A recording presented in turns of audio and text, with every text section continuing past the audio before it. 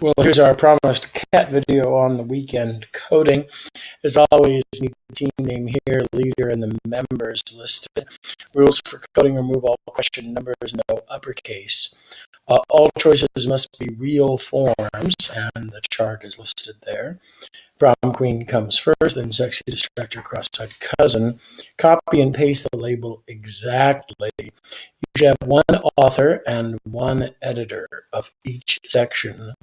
So there are 6 sections. That means the leader needs to take something and then double check. So everyone will have author and editor. Now, these questions are only dealing with equational phrases, subject phrases, and object phrases. But there's a slight difference. As you can see, we're not doing an MC, we're doing a PU or pop-up. Here's how we'll do it. So first, remove the question numbers. Nunti, sunt, lighty. We're dealing with, what are we dealing with here? Equational phrases. This will be important to know what the standard is. So what these are is we need to have a English translation. As you see in the example, English in the Protean project is put in italics. And you do italics like you do bold, but instead of a B, you use an I. So we put an English translation. The nuntii is the messengers are happy. Period. Close the italics. But we need to find what the equational phrase would be here, which would be lighty. So, and that means happy. Now, and then we're going to bold that word within the italics. B and then backspace B. Now, the next line, to make sure that we can see it easily on our phones, we're going to put in a BR. BR stands for a line break. That means the next line will appear on the next, this line will appear on the next line when you actually do it. Don't put it on 2 lines because the database only takes the first question, the first line of a question as the question itself. You can do a lot within that, but you have to do it now. So lighty is the equational phrase. So we take that out and then we put an asterisk there and we go lighty. That's the answer. Lighty is what declension. Well, it's an adjective, but for right now, for the sake of expedience, it's second declension. So all the entries have to come from second declension. Nouns can't change it. So therefore, you can go lighty, lightus, because that's nominative, but it's got to be plural because the verb's plural, and so is the subject phrase. And then we also have in the stem, what else do we have in the stem? We have, we could put in lightum, because oftentimes when students see verbs,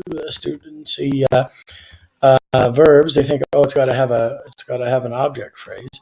And then we probably, let's give them your mother choice here. Let's give them an accusative or just a straight out ablative. So I got to look around here and try and find a long O, and those are a little tougher. Oh, there's a kitty. You can hear her. You don't see her yet, but she'll be around.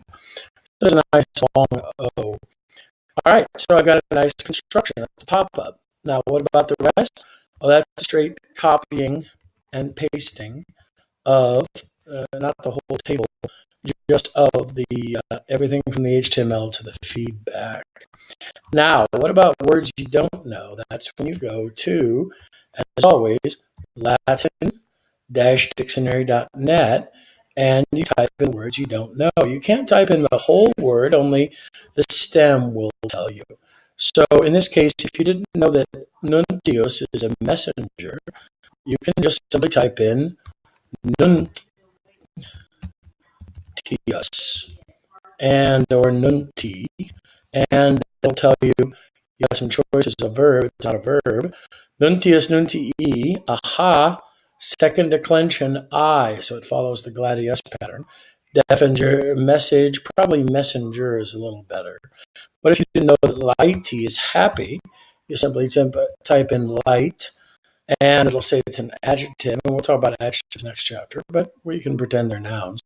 And it's lightus, so therefore That's kind of the rule. The real key is to make sure that you have an English translation, kind of as their pony.